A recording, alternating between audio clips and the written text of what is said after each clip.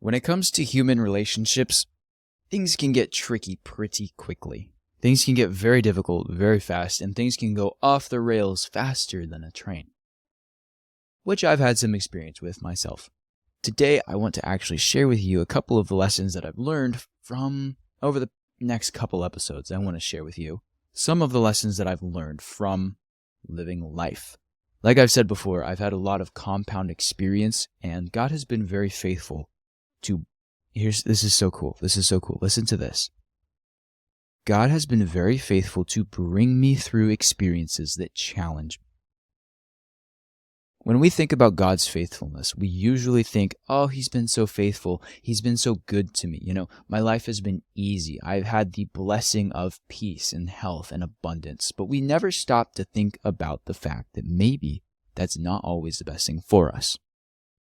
And I have case in point here, where I'm using my phone for recording right now. My gosh, what am I thinking? Yeah, John 15:2. All right. He cuts off every branch that bears no fruit, while every branch that does bear fruit, he prunes continuously so that it will be even more fruitful. Now, this is NIV, but when you read the Amplified version, it does use the word continuously. It uses the word like constantly, because he's trying to prove a point here, and that version helps stand out in this case. I don't know. God has been so faithful to me to be able to actually have put me through trials and difficulties because he has been pruning me. He says that those who do not bear fruit, he cuts off. But those that do bear fruit, check this out, he prunes so that they will be even more fruitful. This was the verse of the day yesterday, and it's actually just ironic that it ties into this, but the living word is living and alive. Always, always, always. There is nothing like the teaching and the guidance of the Spirit to continue further backing up my point here. You guys, I'm feeling the fire today. Like, I just have to get into this. I'll sit down and be like, I don't even know what I want to talk about. But it's just like, Jesus, take the wheel. Like, Spirit, let's go. Because once you start talking about the Bible, everything is so connected that you could just go. And people really like it so I'm glad that that's the case. Let's back it up here. I've had the ability to have a lot of faithfulness from God, which has shown me as proof that I am bearing good fruit, because he has continued to prune me. He has continued to put me through challenges and continued to put me through situations that have shown me things that have helped me to grow, and in turn, I have borne better fruit than I did before. As I grow, I used to be a little kid. Like Paul said, when I was a kid, I was thinking about kid things. Now that I'm an adult, my mind is on different. It's primarily the things of the Spirit. And so as I'm growing, I am also learning these new things, but God has been faithful to put me through things and to prune me from just letting me sit there and become a stagnant Christian who's really just collecting dust. So there's your 3-minute and 52-second devotional for you this morning. John 15:2. If you are a Christian who is really bearing fruit, then he is going to prune you, and you are going to go through trials and difficulties of different kinds for different reasons to help you learn these things. Sometimes he uses bad things for good. He makes beauty from ashes, right? So take that into consideration and choose to see how you choose to see the things that happen in your life. Let's backtrack now. Like I was saying, people can be really difficult to get along with sometimes. There can be a lot of challenges when you end up inside of situations that are just hard. So over the next couple episodes, I want to give you guys some tools that I use and some just ways of thinking that have really, really helped me to be able to see exactly how I should approach situations, how I should resolve situations. And I'm not perfect by any means, but that's why I use these tools, because they do help lead me to the proper outcome. I can also tend sometimes to get a little ahead of myself. I don't want to say emotionally, but I'll just get frustrated with stuff sometimes and some people sometimes. And we all do. Everybody does. So this will be helpful for you, just like it's helpful for me. I want to first start with a concept that comes from inside of us that then goes outside of us. The next ones are going to be about analyzing what is outside of us and then figuring out what to do inside. This is starting inside and going outside, because when we look at boundaries and what good boundaries are, good boundaries start inside of us and extend outside. And primarily, they just stay inside of us because we can't control ultimately what's happening outside, or really at all. You can say something and someone could take it the exact wrong way from what you meant it. You can't control that. The only thing you can control is how you word and phrase and deliver something, but you have no control over how that person is going to receive it. So it's not something you should spend your time or mental calories burning, or spend your time or burn mental calories on. This is a concept that I wrote down last February. So this February, the past February, it's now May. Easy versus simple. And I really, really, really like this concept. So I want to share with you easy versus simple, and then hard versus complex. Easy is physical. Hard or simple is mental. So easy is physical, simple is mental. When we're looking at these, we're looking at two realms, the physical realm and the mental realm, because obviously when it comes to making choices, we have to live in the physical world and we have to live in the spiritual world, and then we use the mental world to help us make decisions. So ultimately, we're living in a physical world. We also, as Christians, train and become aware of, we don't train ourselves, God trains us, and we become aware of the spiritual world. So we've got two worlds coexisting with each other. The world completely, the worldly world, like the world, Satan and the world, reject the physical realm, not in the physical realm, the spiritual realm, and only get you to focus on the physical realm. And we're going to follow that up in just a second here. But easy is physical, okay? Something that is easy is physically easy to do. Something that is simple is mental. When I say easier said than done, you understand, oh, it's easy to say it, but it is hard to physically do it. It is simple in concept, difficult, or it is understood at least in concept, difficult in execution and how you actually do it and take action with this thing. So easy is physical, simple is mental. Digging a hole is simple mentally. I just dig a hole, but it's not necessarily easy. Going on a run is the same way. Going on a run is simple mentally. The concept's not hard to understand. I move my legs faster than when I'm walking for a sustained period of time, and I do it in specific ways, intervals, whatever. I'm going for time, going for distance, training different things. That gets more complex, but fundamentally it's easy. I move my legs faster than when I'm walking, and then I sustain that. I do it for a sustained period of time. Easier said than done, because it is simple, but it is not easy necessarily. And I've always said the more you run, the less you run. It's like you literally have less pain and you notice it less when you're a good runner because your body's used to it and trained for it. It's really nice to be a runner. I suggest everyone do some at least mild running. It teaches you so much. You learn so much from actually being a dedicated runner. The easiest way is rarely the best way. Let's take that running example and go a step further. The easiest thing to do for your body is to just sit there and not do anything, right? Technically, if we are coming from a space of preserving our calories, preserving ourselves, then running doesn't really make a lot of sense. I'm not talking evolution. I'm not talking anything cuckoo or woo like that. It's just simply, it's easier to sit in this chair than it is to go on a run physically. But that doesn't mean that's what's best for me. It's actually worse for me to just sit in this chair all day than it is for me to go out and run. I sit in the chair and I don't like sitting in the chair. And then I go and run it off. I go outside, I run and I run and I run, however much running I need to do for that day to actually feel like I've restored myself to the point of having made up for the time I spent in the chair. And you take rest days. Today's a rest day for me.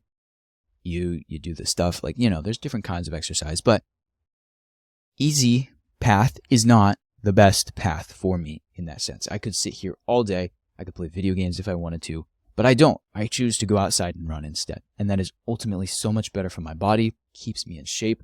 I look good, feel good, more importantly, and I am physically capable as a result, as the fruit that I bear from going and pruning myself in a physical exercise sense. Following the world is easy physically. Another example, but this ties back in, like I said, we were going to tie back in to the spiritual realm. Following the world is easy. Following Christ is simple, sort of. Following the world, like I said, is something that Satan really wants you to do. Be in the world and be of it. The natural carnal nature for us is to be carnal and sinful. We all have an innate sin nature, which is a spiritual corrupting of our physical bodies. It is spiritual and it bleeds into our physical beings too. We get sick, we die, we have desires that are, by spiritual standards, not good. We have all of those kinds of things that you can think about, classic examples that bleed from the spiritual realm into the physical realm because the sin nature that is inside of us corrupts us physically. And so to deny the spiritual world is to deny the truth and to be ignorant. And ignorance is not bliss because ignorance gets you in a whole lot of trouble. As a subtopic and as a tangent, the lack of ignorance also breeds difficulty because now you are aware of new things that make your life ultimately more challenging. And that is where we get into this. Hard is physical, complex is mental. Running is hard but simple. Following Christ is hard but simple. What are some examples of something that would be simple or easy but complex? Math. I guess math is a good example. Any sort of school, basically, in general. School is easy. You're not moving around a ton, especially if you're working primarily with textbooks. But it's complex. It's mental. You have to really engage your brain. You feel tired after doing a long day of school, just like you feel tired after doing a long day of yard work or exercise or athleticism. Whatever. You feel tired in both areas after because it is tiring. It takes out of you something. It takes a physical something out of you both times, even though you're just using your brain. In the school example, hard can be simple, but it's not easy, like digging said hole. So just like running, just like digging, it might be simple, but it's not easy. Complex can be easy, but isn't simple, like a complex drawing where you just sit there. Okay, there. So I use drawing as an example. It can be very complex to be a painter, to be a really good artist where you're drawing, but you're just sitting there. Sometimes you can get active and involved and they create crazy stuff like that now, like body painting or whatever, or where you like spin the paint can from a rope, those kinds of things. That might be fun physically. That could even be physically hard, potentially. But when you're just sitting, when I say, oh, I'm an artist, you think more like, I think of a lot of things personally. I don't just think of a guy sitting in a chair or standing at an easel drawing, but that's kind of what I was drawing from here as an example. It's complex, it's hard to be an artist, even though it's physically simple. So it's all about the learning and training. So there's different aspects of what comes into it, and how this plays into actually interacting with people is having a baseline understanding of how this works. I want to take it back to running for a second. Teaches and trains you to see what falls where, what falls into which categories. Does this fall into, I guess we'll say, the physical category, the mental category, or the spiritual category, like I was saying in the beginning? Is it easy physically, but it's complex mentally, and there's a spiritual aspect in there? Is it easy? Okay, so adultery might be easy physically, complex spiritually, and simple mentally, because now your body and your mind are aligning with something that spiritually is not good, and that creates a complexity that then bleeds back into, not necessarily in that case your physical sense, your physical being, but it bleeds into your mental being for sure. And so now your mental and your spiritual are combating over what you're doing with your physical. So there's a lot of ways you can do this. It's kind of like math, but when you understand these three key principles, these three key areas of life, you get into a realm where now you can say, I'm on a run. Today was challenging. why was this run, for example, so much harder than something? Or it could be like school, it could be whatever. But now you can actually have tools and metrics to analyze by and draw conclusions from a scientific standpoint. Scientific, I guess, just being that now you actually have a way of having actual metrics for your life. Was this a physically hard day? And so I'm tired physically, and that's making it harder to do stuff mentally because I'm out of energy. Was it a mentally hard day? And so now I need to go do something physical to help wake myself back up. Or was it a spiritually, emotionally difficult day? And that's hindering both my physical and my mental capacities, where I'm just feeling bleh now all over in general. It's like when you have these metrics, now you can begin to analyze where you are internally. And that is good because that helps you to understand yourself, to be able to draw the boundaries that you need for yourself inside of relationships with other people. One example is my grandmother used to say, like when she'd wake up in the morning, if it was an off day for her, she would tell her family, like her kids, like, hey, just so you guys know, I'm having a rough day. It's nothing that you've done. It's nothing that you're doing. But just know that that's the state that I'm in right now. And so if I'm cranky with you, that's not cool of me, but you understand where it's coming from. And then you can help me to kind of get that back on track, right? It's just honest and open. I think that was my grandmother. Pretty sure. I'll have to ask her. She listens to this podcast, actually, which is fun. But isn't that nice? But I love that. That's a great, brilliant example of this, where you're taking into account you're analyzing where you are, and then you're being able to say, guys around me, people around me, here's how I'm doing internally. I'm drawing this circle around myself. I'm kind of quarantining myself back because I don't have the mental, physical, emotional / spiritual capacity, whatever, to have good interactions today. Or you're great in those areas. You analyze yourself. I'm doing great. Someone else might be having a problem, but now you have the energy to go and help. Not help them, but navigate that situation better because you are in a good spot, even though they're not in a good spot. So it helps to give you guidelines to be able to draw boundaries in the proper places, wherever you're at. It also helps to be able to learn, like, today, let's go back to that running example. Today was a really challenging run. Why was it so challenging? Was it mentally challenging? Oh man, like I was doing more, or I did less, and so the less felt like it was more in a strange sense. Like if you have to run 2 miles, for example, 1 mile is only halfway. If you're running 1 mile, then that's the whole mile. So you might feel mentally more tired at the half a mile marker because you know you've only got half left, instead of like, oh, it's been half a mile. I'm only a quarter of the way there. I got all of this left to do. So you then would feel more tired mentally. Your mental check boxes are ticking in different places throughout the run based on how much run you have left, how much you've done so far, how much you're going. It changes how you view stuff mentally, which then goes into your physical body, and you can feel it in your physical body based on your mental. So you can say that was a hard run. Was it for that reason? Was it because I've been overworked physically the past couple of days? Maybe I've been training a lot and so I'm tired. Or did I just really not feel like it because I was having something going on in my emotional, spiritual realm that was challenging? And I'm tying these two together because they so often are tied together. It's not that like, oh, I have something wrong spiritually and that's why my emotions are bad. Not at all. But they come from a place of, there's like mind, body, spirit, right? And I think that our emotions do exist inside of that spiritual realm as like a side piece to it.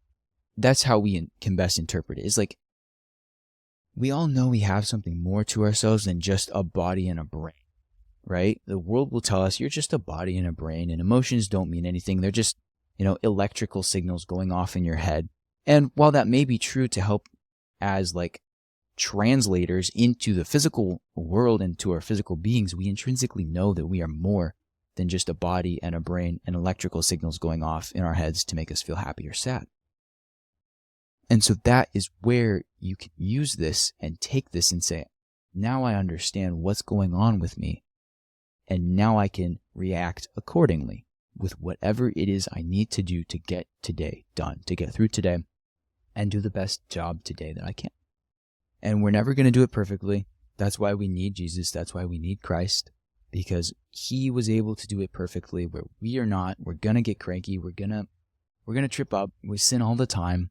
There's things, just getting too tired makes it so that now we're more prone to getting angry and lashing out at people irrationally.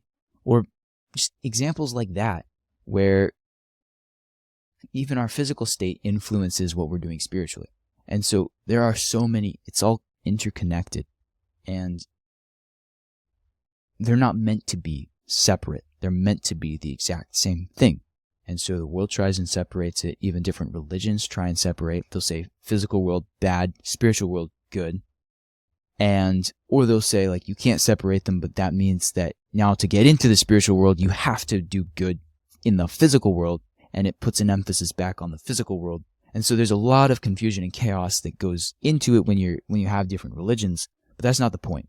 The point is that they are all tied together, and by trying to determine how they're tied together is acknowledging that they are tied together. Whether it's just that the physical world is bad, but we are identifying the spiritual world as good, or, the spiritual world is good, the physical world is bad, but they're tied together and you can't untie them, so you have to do good physically, or the spiritual world doesn't exist and it's just the physical world, so it doesn't matter what you do, emotions are just chemical misfires or firings in your brain, electrical, whatever it is. Or it could be, hey, they're all tied together, so how about we learn these simple skills to balance them, and then that's why we need Christ in our lives, because we're not perfect, we're going to make mistakes, but he doesn't, and that's why we need Christ. And we need Christ for that reason, and he is gracious enough to come and to sacrifice himself so that when these things happen to us, that our sin nature just gets the better of us, he's already covered it. And so that's the whole point here. That's why we do any of this to begin with, because now we want to be living like Christ, and we want to be living as examples of Christ. And this helps us to draw the boundaries, to be able to say, here is how I'm going to live for Christ today, and how I'm going to prevent myself, whatever I need to do to take the precautions to set up for myself the boundaries I need for myself, to keep myself in check so that I can live for Christ the best way possible today. I can't control what's going on around me, but I can control myself, and that's what I'm going to do. And this is how I'm going to do it. So, I hope that's helpful for you guys. Rewind the episode if you need to, because I understand that can be a little complex. Even reading it, I was like, oh yeah. As I was going back through it, it's only been a couple months, but still, I was like, man, this is like, you got to chew through this. So I'll include this inside of the description. We'll see. But I like it more in here than copy and pastable, for the sake of just keeping my own content to myself. So rewind it, re-listen. I hope that's helpful for you guys, and I will see you in the next episode where we're going to keep talking about this, because I have more stuff to share with you that I think will ultimately be so beneficial for you, because I know it's been helpful for people who I've shared it with in the past. It's changed the way that they think. And so I'm like, oh, I'm so glad that I was able to learn this and share it with you. So I'll see you there. Peace out.